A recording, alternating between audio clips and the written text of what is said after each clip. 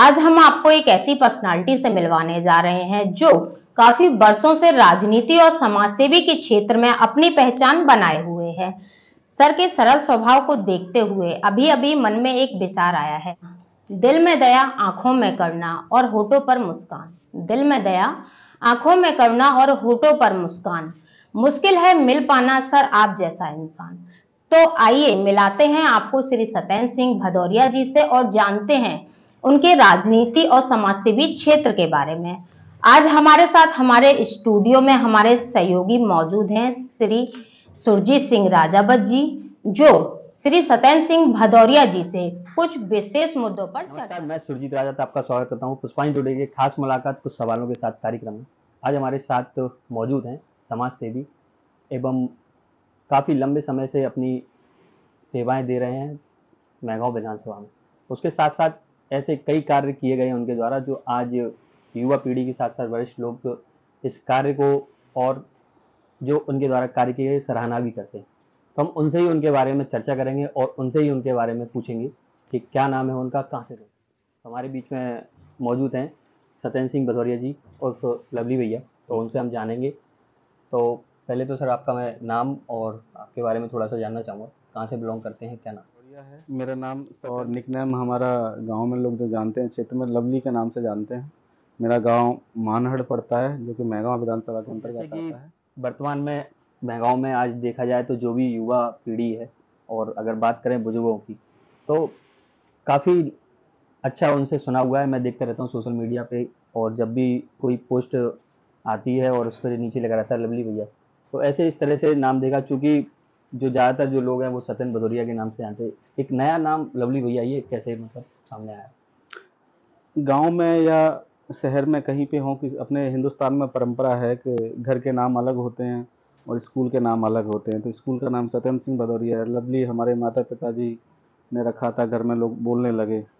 और लवली एक नाम ऐसा है तो जल्दी समझ में आ जाता है। सत्यन नाम के बहुत सारे लोग मिलते हैं, तो लवली के नाम से लोग ज़्यादा जानने लगे, तो धीरे धीरे लवली भैया के नाम से जानने लगे। यही कहानी है। और इसके पीछे कोई ऐसा वो नहीं है रॉकेट साइंस की जिसका हम ज़्यादा जिक्र करें, तो लवली भैया के नाम से ज़्यादा जानते हैं। तो जैसे कि वर्तमान में समाज सेवी के रूप में आपने काफ़ी अच्छा काम कर रहा है, साथ में हम ये देख रहे हैं कि युवा पीढ़ी भी काफ़ी जुड़ी हुई है आपसे। और मैगांव विधानसभा में अगर बच्चे से भी पूछा जाए तो वो भी बता देते हैं कि हम आरएन के हैं लवली भैया।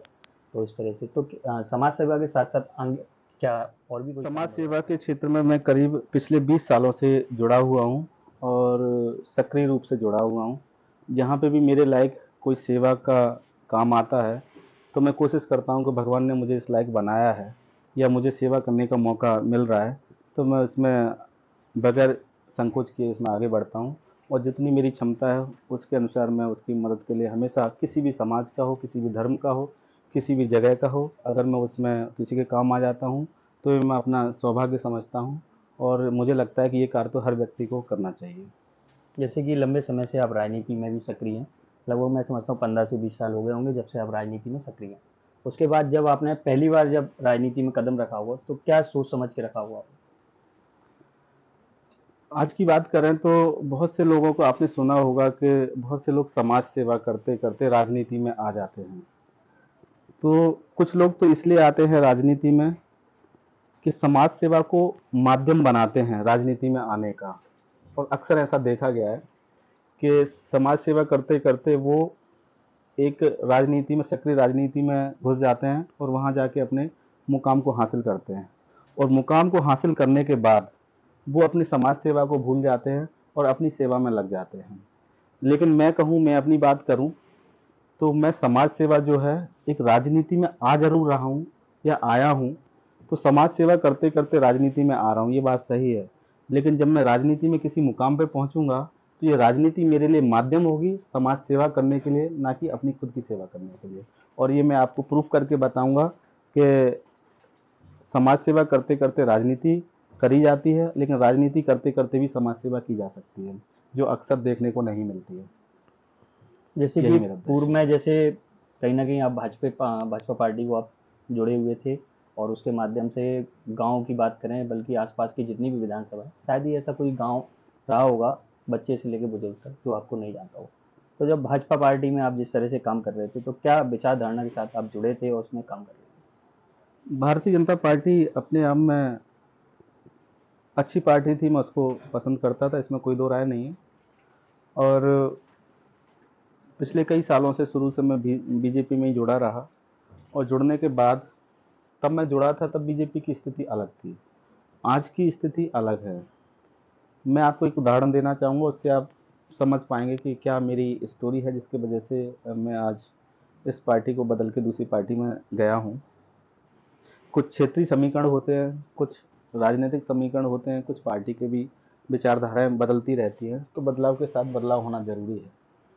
एक समय की बात बताता हूँ मैं। भारतीय जनता पार्टी वो पार्टी थी कि अटल बिहारी वाजपेयी जी जब प्रधानमंत्री थे, तो तब उनके प्रधानमंत्री के कार्यकाल में एक बार एक ऐसा समय आया था कि एक वोट की जरूरत पड़ी थी। एक वोट से उनका जब वो हुआ था, आकलन कर रहे थे, ताकत दिखानी थी, तो वहाँ पे एक वोट से उनकी सरकार गिर रही थी। तो अटल बिहारी वाजपेयी जी ने ये कहा था कि मैं चाहूँ तो एक वोट को खरीद सकता हूँ, मेरी इतनी हैसियत है, क्योंकि मैं सत्ता पार्टी में हूँ और मैं किसी भी तरीके से इसको मोबिलाइज कर सकता हूँ, अपने पास सपोर्ट में ले सकता हूँ। लेकिन उन्होंने उस एक पार्टी को, एक एक जो व्यक्ति था, उस एक वोट को उन्होंने नहीं लिया, और उन्होंने क्या कहा कि मैं चाहूँ इसको खरीद सकता हूँ लेकिन खरीदूंगा नहीं। अगर मैं इसको खरीदूंगा तो कहीं ना कहीं लोकतंत्र की हत्या होगी। तो उन्होंने अपनी सरकार गिराना पसंद करा और लोकतंत्र की हत्या नहीं होने दी, लोकतंत्र को उनके बचा के रखा। तो विचारधारा तब अलग थी भारतीय जनता पार्टी की। तो वो एक वोट से सरकार गिराना पसंद करा, लोकतंत्र की हत्या पसंद नहीं की उन्होंने। और आज बीजेपी क्या कर रही है, लोकतंत्र को तो छोड़ो, पूरी की पूरी सरकार को खरीदने में लगी है। तो विचारधाराएं बहुत बदल रही हैं, लोगों की जो पार्टी का सिस्टम है वो बदल रहा है। तो हमारी समझ से वो कहीं ना कहीं हमें थोड़ा सा लगा नहीं ऐसा कि ये पार्टी अब वो पार्टी रही है, या उसमें जो लोग हैं वो उतने सही हैं जो उसकी वो हमारी विचारधारा से उनकी विचारधारा मेल खाए। तो मैंने बेहतर समझा कि समय रहते हम अपने आप को बदल लें, नहीं तो दूसरों की बुराइयां भी हमारे पास आएंगी, तो वो मुझे अच्छा नहीं लगेगा। जैसे कि अभी कुछ समय पूर्व ही जानकारी मिली सोशल मीडिया के माध्यम से, आपने आम आदमी पार्टी की जो है सदस्यता ग्रहण कर ली। सबसे बड़ी बात ये होती है कि जब व्यक्ति जो सदस्यता ग्रहण करता है, तो कहीं ना कहीं जाके एक अपने जिले स्तर पे सारी चीज़ें करते हैं। आज आप दिल्ली से सदस्यता ग्रहण करके आ रहे हैं, और कहीं ना कहीं मैं समझ रहा हूँ कि विधानसभा जो महंगाव है, और उनके लिए यहाँ पर एक व्यक्ति ऐसा जिस चाहिए था आम आदमी पार्टी को, वो कहीं ना कहीं आप विकल्प बन सकते हैं। तो उसको क्या लेके आप क्या कहेंगे? देखिए, कहीं ना कहीं मैंने ज्वाइन की, निसंदेह इसमें ज्वाइन की, और ज्वाइन करने के पीछे भी कई कारण हैं। क्योंकि जो आम आदमी पार्टी का आज तक का ट्रैक रिकॉर्ड रहा है, आज राष्ट्रीय पार्टी है, और मुझे लगता नहीं है कि विश्व में ऐसी कोई पार्टी होगी 10 साल के अंतर्गत ही विश्व में राष्ट्रीय पार्टी का दर्जा प्राप्त हुआ हो। किसी भी पार्टी की आप बात करो, इतनी जल्दी से किसी ने ग्रोथ नहीं की। और इस पार्टी का इतिहास ये कहता है कि इसने वहां से ग्रोथ की जहां पे हिंदुस्तान के सबसे बुद्धिमान लोग रहते हैं। दिल्ली, भारत की राजधानी दिल्ली से, वहां से इसने शुरुआत की। तो मुझे लगता है कि वहां पे अगर लोगों ने इसका साथ दिया है, और पढ़े लिखे लोगों ने इसका साथ दिया है, तो कुछ ना कुछ सोच समझ के दिया है, और इसमें कुछ देखी होगी क्वालिटी, तभी उन लोगों ने इसका साथ दिया। और इसको पूर्ण बहुमत के साथ 70 सीटों में से 67 सीटें लाना अपने आप में बहुत बड़ा कीर्तिमान आज दिन तक कोई कर नहीं पाया। तो जब पढ़े लिखे बुद्धिमान लोगों ने इसका साथ दिया, और चलो एक बार गलती हो सकती है, लेकिन दोबारा फिर साथ दिया, तो वो गलती तो नहीं हुई, यानी कि जानबूझ के दे रहा है। और जानबूझ के क्यों दे रहा है, उसके पीछे भी कुछ कारण होगा। तो छोटा सा कारण तो बता ही सकता हूं मैं, कि आप देखोगे कि जो बड़ी बड़ी पार्टियां हैं भारत में राज कर रही हैं, वो जो पार्टी हैं वो आम तौर पे देखा जाए तो जो गरीब है, गरीब को तो और गरीब करने का कार्य कर रही है, और जो अमीर है उसको और अमीर करने का कार्य कर रही है। लेकिन ये आम आदमी पार्टी का जो उद्देश्य है, और उसके जो अभी तक के जो एजेंडे रहे हैं, वो जैसा इस पार्टी का नाम है आम आदमी पार्टी, यानी कि आम लोगों के लिए बनाई हुई पार्टी, आम लोगों की पार्टी, और आम लोगों के लिए कार्य करने वाली पार्टी ये है। तो इसने कि आम आदमियों को कहाँ से सीधा सीधा जरूरत होती है, लोगों आम आदमी जो होता है उसको किस चीज़ों की जरूरत होती है, ये अपन समझ सकते हैं। आम आदमी जो व्यक्ति होता है उसको सरकारी स्कूलों की जरूरत पड़ती है बच्चों को पढ़ाने के लिए, प्राइवेट स्कूलों में तो एडमिशन नहीं करा सकता, और अगर एडमिशन कराएगा तो घर का खर्चा नहीं चला सकता। और दूसरा कारण कहाँ पड़ता है कि जो अपने हॉस्पिटल्स हैं, कोई व्यक्ति गरीब है या आम व्यक्ति है तो कहाँ जाएगा वो इलाज कराने के? सरकारी हॉस्पिटलों में। आज हिंदुस्तान के सभी आप देखोगे कि सरकारी हॉस्पिटल, मध्य प्रदेश की बात करें तो वहाँ इंसान तो छोड़ो, इंसान के घर में जो जानवर होता है उसका भी इलाज कराने के लिए शायद कोई जाएगा वहाँ पे, क्योंकि उनको मालूम है सरकारी हॉस्पिटल में जाएगा तो जो व्यक्ति बीमार है उससे ज़्यादा बीमार हो जाएगा, केयर नहीं होगी, वो मतलब वहाँ से परेशान होके आएगा। लेकिन वहीं अगर अपन उल्टा बात करें दिल्ली की, तो वहाँ सरकारी स्कूलों की हालत आप देखोगे कि वहाँ पे इंग्लैंड से लोग और अमेरिका से लोग रिसर्च करने आ रहे हैं कि ऐसा केजरीवाल जी ने क्या किया कि ये सरकारी स्कूलों की और सरकारी हॉस्पिटलों की, जिनकी दुर्दशा हिंदुस्तान में जानी जाती थी, वो आज इतनी बदल गई है कि उस पर लोग रिसर्च करने के लिए आने लगे। तो ऐसा जादू क्या किया केजरीवाल जी ने कि लोग उसकी तरफ आकर्षित हो रहे हैं और वहाँ बेहतर सुविधाएं मिलने लगी हैं। तो कहीं ना कहीं आम आदमी पार्टी ऐसे कार्य करती है। यहाँ से मान के चलो एक ग्वालियर से अपने से या मेहगांव से कोई एक व्यक्ति अपने घर परिवार से कोई व्यक्ति वहाँ नौकरी करने के लिए जाता है, क्या नौकरी में उसको तनख्वाह मिलती होगी? लगभग 15,000 20,000 दिल्ली में। अगर 15,000 रुपये 20,000 रुपये वहाँ कमाता है और कमाने के बाद में उस व्यक्ति को वहाँ पे लाइट का भी बिल भरना पड़े, पानी का भी बिल भरना पड़े, किराया भी देना पड़े, स्कूल में पढ़ाना भी पड़े और हॉस्पिटल में एडमिट भी कराना पड़े, तो क्या आपको लगता है कि 20,000 में उसकी पूर्ति पड़ जाएगी दिल्ली जैसे शहर में? नहीं पड़ेगी। यहाँ से व्यक्ति जाएगा, नौकरी करेगा, सब पूरा परिवार को परेशान करेगा, वहां पे जाके रखना पड़ेगा और उसके बाद में वो पैसा बचाना तो छोड़ो, यहाँ से कर्जा लेके जाएगा तब वहां पे रह पाएगा। लेकिन केजरीवाल जी की सोच देखिए आप, उन्होंने कहा कि आम आदमी परेशान क्यों होता है? हॉस्पिटल की वजह से, लाइट की वजह से, पानी की वजह से और स्कूल की वजह से। उसने सारे चीज़ों को सबको फ्री कर दिया, उसने फ्री कर दिया। इससे आम आदमी पार्टी आज दिल्ली में सुकून की सांस ले पा रहा है और अपने आप को गौरवान्वित महसूस कर पा रहा है कि मैं वहाँ पे जॉब कर रहा हूँ जहाँ पे आम आदमी पार्टी शासन करती है। यही उद्देश्य और यही इसी से प्रेरणा लेके मैं आदरणीय केजरीवाल जी और हमारे मध्य प्रदेश 4-5 स्टेटों के हेड हैं, राष्ट्रीय संगठन महासचिव हैं हमारे डॉक्टर संदीप पाठक जी, उनके नेतृत्व मैंने दिल्ली में जाके ज्वाइन की। और जो मुझे फ़ख्र होता है कि मैं ऐसे व्यक्तियों की पार्टी को मैंने ज्वाइन किया है, भारत की ऐसी पार्टी को ज्वाइन किया है जिसका उद्देश्य एकमात्र कट्टर ईमानदारी है और उस पर वो शुरू से लेके आज दिन तक अडिग है। परेशानियां आ रही हैं, आप भी जानते हो, लेकिन वो परेशानियां हमारी नहीं है, वो परेशानियां तो जो लोग करा रहे हैं वो खुद अपनी परेशानियों बचाने के लिए हमारे ऊपर इल्ज़ाम लगाते हैं, हमारी कट्टर ईमानदारी पे शक करते हैं, जबकि ये सब एक प्रोपेगेंडा है, एक हमारे लोग जो आज देश में उभर के पार्टी आ रही है उसको दबाने का एक कार्य किया जा रहा है। इससे ज़्यादा और वो कुछ कर भी नहीं पाएंगे, जितना वो हमें दबाएंगे हम उतना ही ऊपर जाएंगे। अभी तो दिल्ली की जीता है, अभी पंजाब जीता है, अब की बार मध्य प्रदेश, राजस्थान और छत्तीसगढ़, ये तीनों स्टेट जीत के बताएंगे। इन सारी चीज़ों को आगे बढ़ाने के लिए मैंने भी ज्वाइन किया है, क्योंकि अच्छी पार्टी में और अच्छे लोगों के साथ रहना, मुझे लगता है कि अच्छे लोगों को सोचना चाहिए इसके बारे में। जैसे वर्तमान में अगर बात कर रहे हैं जैसे कि भाजपा पार्टी की, तो भाजपा पार्टी कहीं ना कहीं जाके आज एक इतना बड़ा वृक्ष बन गया है कि जिसको अगर छोटी मोटी अगर तूफान कह सकते हैं अगर आते हैं तो उनको कोई असर नहीं पड़ने वाला। उस पार्टी को छोड़ के आज आप आम आदमी पार्टी में पहुंचे, तो जिस तरह से आपने बताया, तो क्या लगता है कि आप जिस तरह से पार्टी को छोड़ के आज आम आदमी पार्टी में जा रहे हैं तो भविष्य आपका सुरक्षित रहेगा या गड़बड़ा जाएगा? किसी पार्टी में जाके किसी का भविष्य बिगड़ता है या बनता है, मुझे लगता नहीं है कि ऐसा होता है।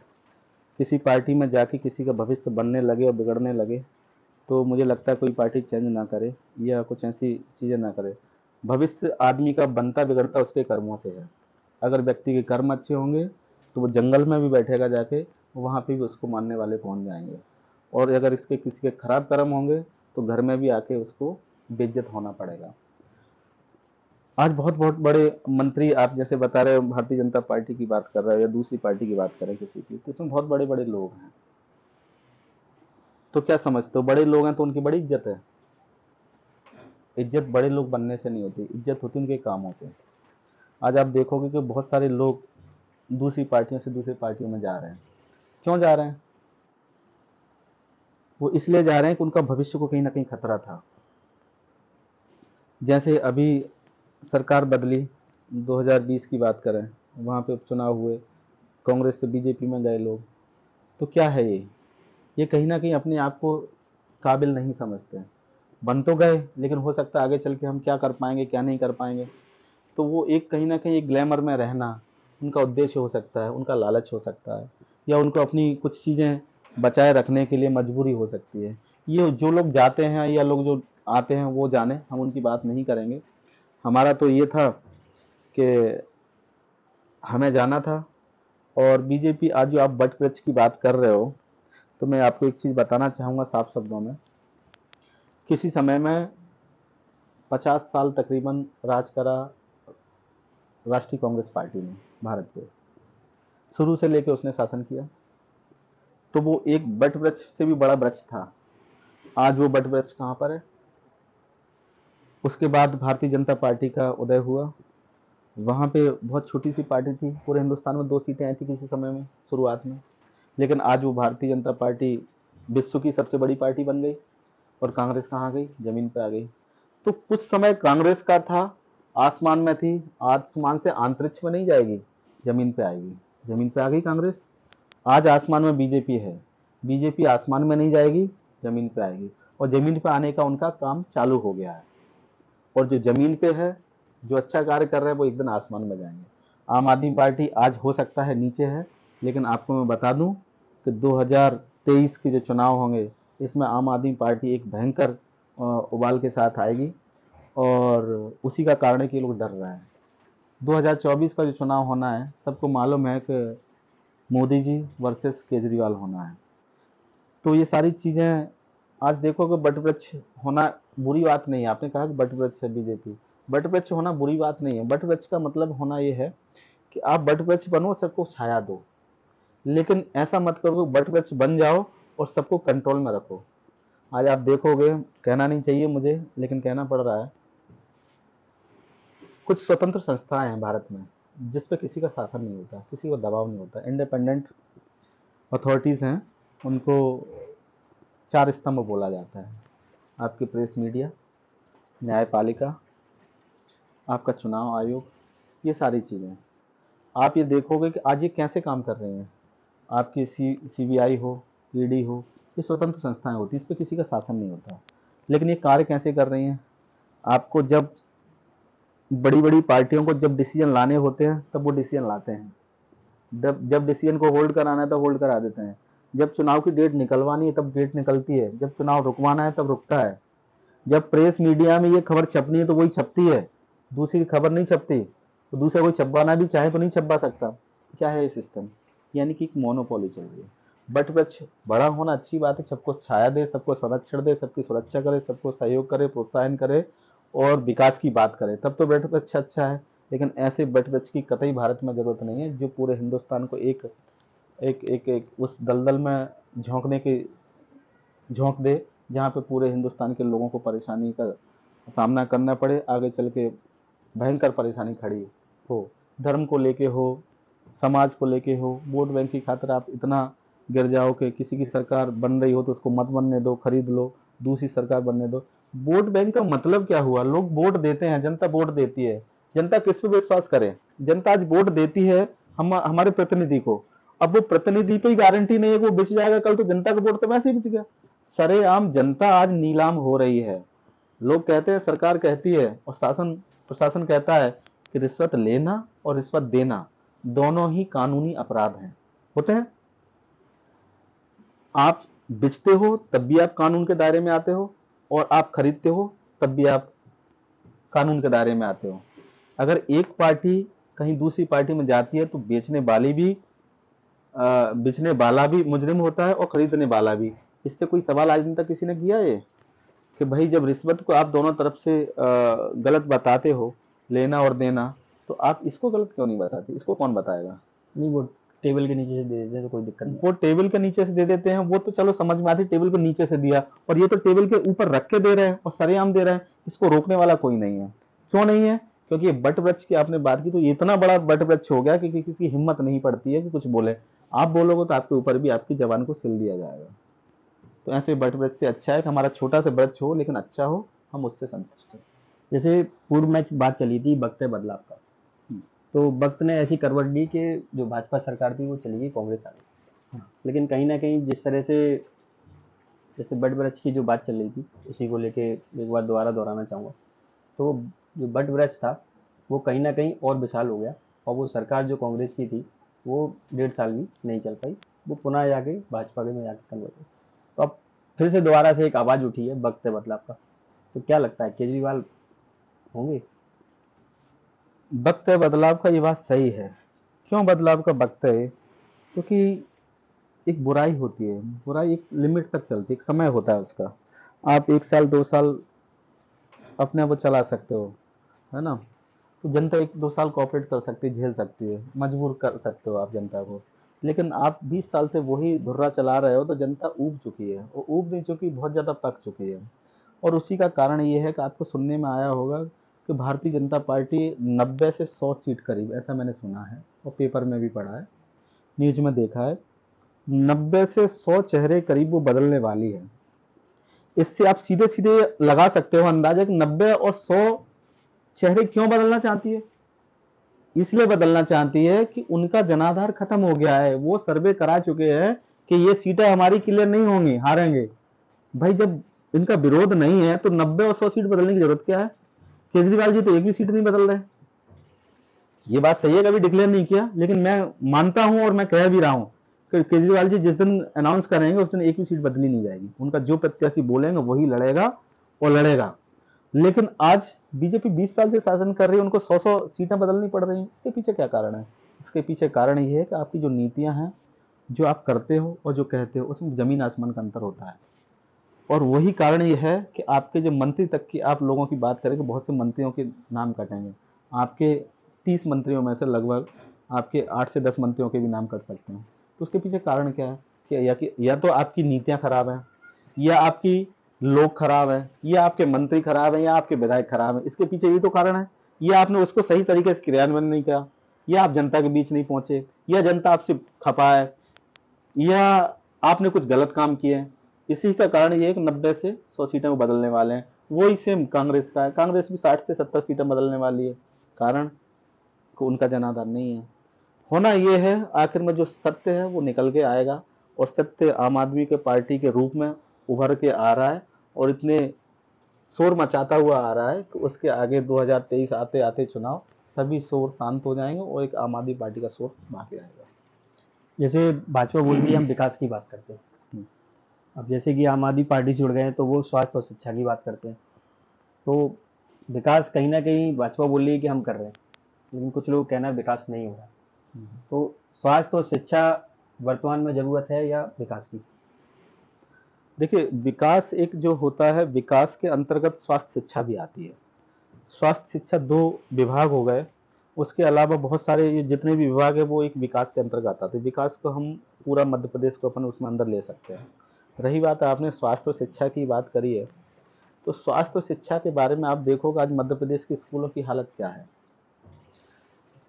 आप एक स्कूल में जाइए, किसी भी गांव में चले जाओ, देहात में चले जाओ, या आप शहर में चले जाओ, क्या स्थिति है उसकी? स्थिति इतनी दयनीय है, मैं आप ही को पूछता हूँ, बाहर मत जाओ, मैंने आपको पूछ रहा हूँ सिर्फ, और ये मान लेना कि आप पूरे मध्य प्रदेश के लोग आप अकेले हो। आपका बच्चा कौन से स्कूल में पढ़ने जाता है? अभी तो छोटी बच्ची है, प्राइवेट स्कूल में, मोस्टली सरकारी में? अभी तो प्राइवेट ही। प्राइवेट स्कूल में। सरकारी में क्यों नहीं जाता? सरकारी में कहीं ना कहीं जाके जो सुविधाएं होनी चाहिए, जैसे कि वो नहीं टाइम मिल टेबल, पाती। शिक्षक जिस टाइम पे आना चाहिए। आप पत्रकार हो इसलिए आप बात नहीं करोगे कि उसमें सुविधाएं हैं कि नहीं है, मैं जानता हूँ आपकी मजबूरी, लेकिन मैं बात इसलिए करूंगा कि आप नहीं हो, ये पूरा मध्य प्रदेश और पूरे वहाँ की बात है कि कोई भी व्यक्ति आज सरकारी स्कूलों में बच्चों को पढ़ाना नहीं चाहता। क्यों नहीं चाहता? क्योंकि वो अपने भविष्य को, बच्चों के भविष्य को बर्बाद नहीं करना चाहता। सरकारी स्कूल में एडमिट कराना, बच्चों को एडमिशन दिलाना, यानी कि अपने भविष्य के साथ खिलवाड़ करना है, ये सत्य है। अपने बुजुर्गों को, अपने सगे संबंधियों को, अपने आप को हम सरकारी हॉस्पिटलों में नहीं दिखाते हैं। क्यों? कि सीधा सीधा सरकारी हॉस्पिटल में जाना यानी कि मुसीबत मोल लेना। व्यक्ति ठीक होने की जगह और बीमार होकर आएगा, इस बात की गारंटी का सर्टिफिकेट देते हैं सरकारी स्कूल मध्य प्रदेश के। और कहीं पे भी स्कूल ऐसे नहीं है मध्य प्रदेश में जो ये गारंटी दे पाए कि हमारे स्कूल का पढ़ा हुआ छात्र कहीं शिक्षा के लिए कंपटीशन में फाइट करेगा, कहीं नौकरी के लायक होगा, या कहीं अच्छे पद पे पहुंच पाएगा। वो इस बात की गारंटी देते हैं कि मेरे यहाँ से बच्चा पढ़ा हुआ कहीं का भी नहीं बचेगा। अगर वो बच्चा ही एक्स्ट्रा एफर्ट लगा के अगर अपने दम पे कुछ कर ले तो बात अलग है। बाकी सरकारी स्कूलों के दम पे आप चाहो तो कोई कंपटीशन फाइट कर लो तो ये मान लेना अपने आप को बर्बाद करने के अलावा आप कुछ नहीं कर रहे हो। अब आप क्या करते हो, आप शिक्षा की ओर में आपने सीएम राज स्कूलों की स्थापना करा रहे हो। अरे आप सीएम राज स्कूलों की स्थापना तो करा रहे हो, आज जो पिछला बिगड़ा हुआ है आप उन्हीं को सही कर लो। क्या जरूरत है नया पैसा बर्बाद करने का, जनता का पैसा, इसको बर्बाद क्यों करना है। आप जो पुराने स्कूल है आपका इंफ्रास्ट्रक्चर बना हुआ उनको डेंट पेंट कर दो। दिल्ली में कौन सा नया स्कूल बना है, उन्होंने उसी स्कूल को क्या करा है, रीडेवलप किया है और ऐसे हाईटेक स्कूल बना दिए, डिजिटल बना दिए, जहाँ पे एक वर्ल्ड क्लास लेवल की आपको शिक्षा मिल रही है। आप वहां से क्यों नहीं सीखते ये चीजें। जब अमेरिका और इंग्लैंड के लोग दिल्ली में आके सर्वे कराते हैं और वहां से ट्रेनिंग लेते हैं और सीख के जाते हैं, उस मॉडल को वहां अपने देश में प्रस्तुत कर रहे हैं, तो आपको क्या शर्म लगती है कि मध्य प्रदेश में भी आप दिल्ली का मॉडल प्रस्तुत कर दो। लेकिन आप करोगे नहीं, करना चाहो तो आपके लिए अच्छा होगा, लेकिन करोगे इसलिए नहीं कि आप लोग कहेंगे कि आम आदमी पार्टी की आप नकल कर रहे हो, उनसे आप मॉडल सीख रहे हो, तो आपकी बेइज्जती होगी। मैं चाहूंगा कि मध्य प्रदेश की सरकार इस पे ध्यान दे और दिल्ली के मॉडल को यहाँ मध्य प्रदेश में लागू करे, तो मध्य प्रदेश का एक जो शिक्षा का क्षेत्र है वो कहीं ना कहीं मध्य प्रदेश भारत में अव्वल स्थान पे आ जाएगा। तो क्या समझे, जैसे कि अभी शिक्षा के क्षेत्र में अगर बात करें तो आंगनवाड़ी है, जैसे स्कूल्स हैं, तो कई ऐसी संस्थाएं हैं जो उनका गोद ले रही हैं। तो क्या लगता है, मतलब आप जिस तरह से बात कर रहे हो तो मेरे को ये लगता है कि उनके पास क्षमता नहीं है कि हम उनको अच्छा बेहतर बना सकें, इसलिए जो संस्थाएं हैं, प्राइवेट इंस्टीट्यूट वगैरह हैं, उनको ये गोद दे रहे हैं। तो क्या समझा जाए कि मतलब इनके पास करने की क्षमता नहीं है। देखो, गोद तो तब लिया जाता है जब अपने पास कोई औलाद ना हो। हम दूसरे की संपत्ति तब लेते हैं जब हमारे पास संपत्ति ना हो।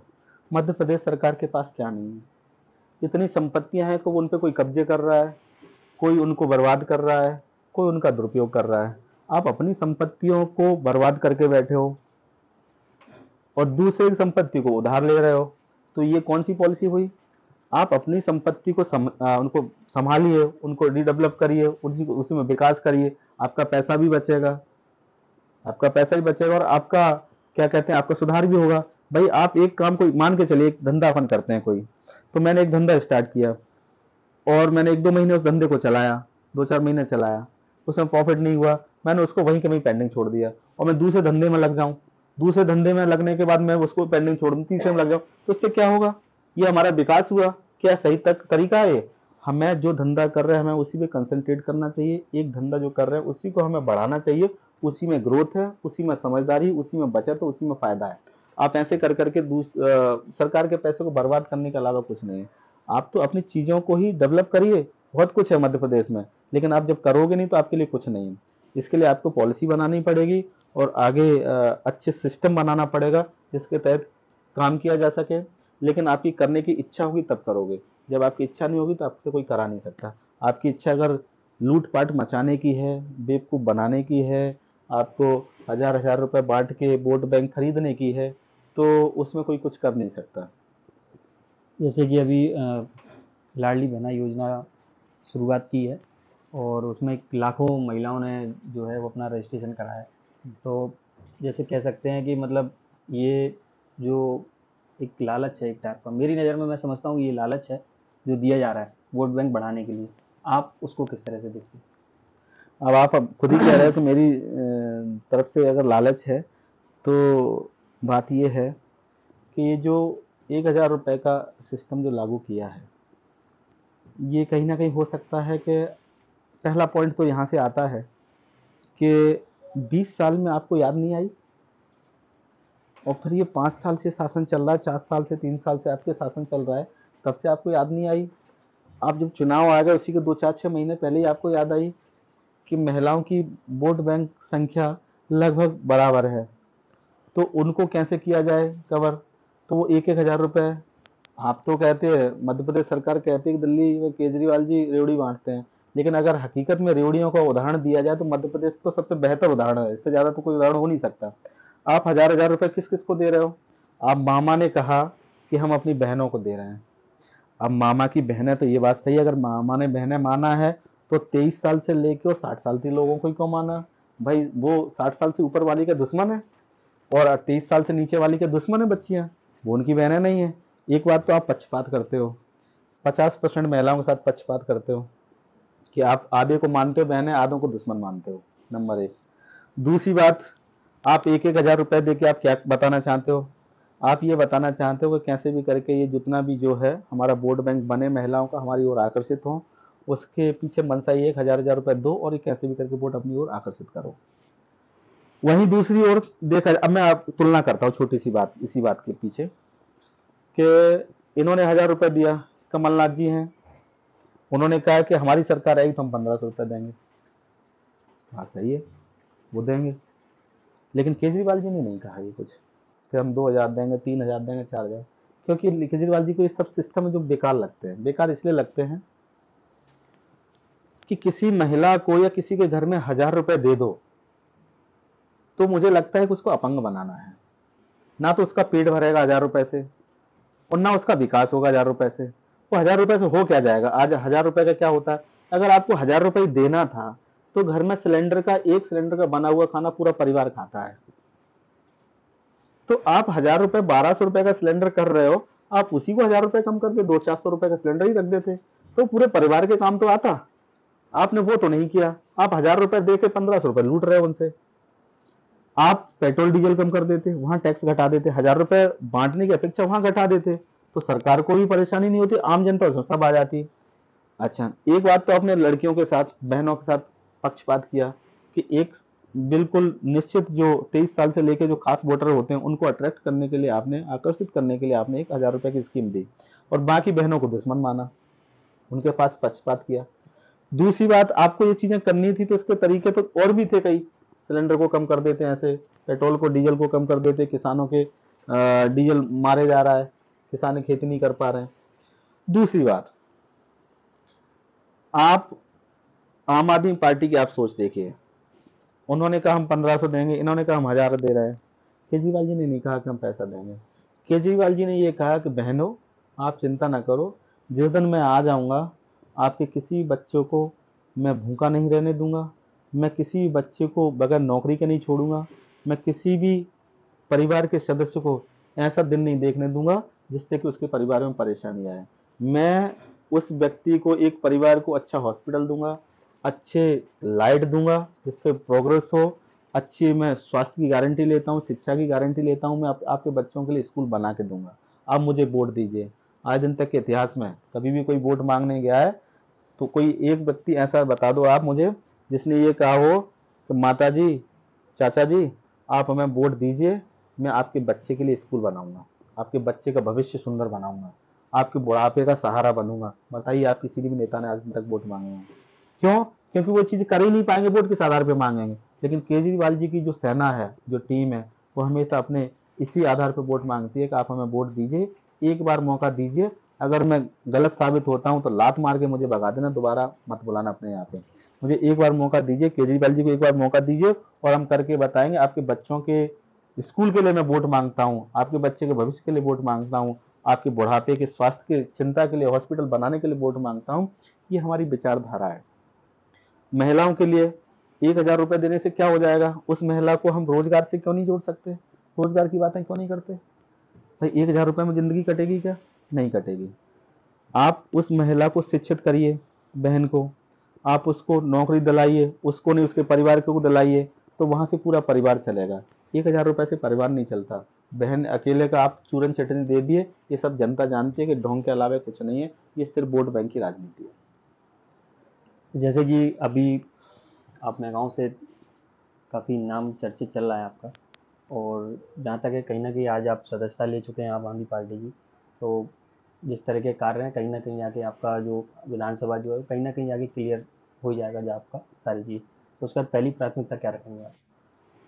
प्राथमिकता तो ये है कि जैसा कि हमारी पार्टी है, तो पहले पार्टी की जो गाइडलाइन होती है, जो हमारे एजेंडे होते हैं, हमारा जो सब लोग कोई एजेंडा अपने बताते हैं, कोई कुछ बताता है, कोई कुछ बताता है, तो कुछ एजेंडे तो उनके जो आते हैं और उसमें से आधे से ज़्यादा जनता तो समझ नहीं पाती है एजेंडे क्या है उनके, किस आधार पर चुनाव लड़ना चाहते हैं। ठीक है, किसी का वचन पत्र आता है और किसी का बीजेपी का वो आता है, एजेंडा आता है।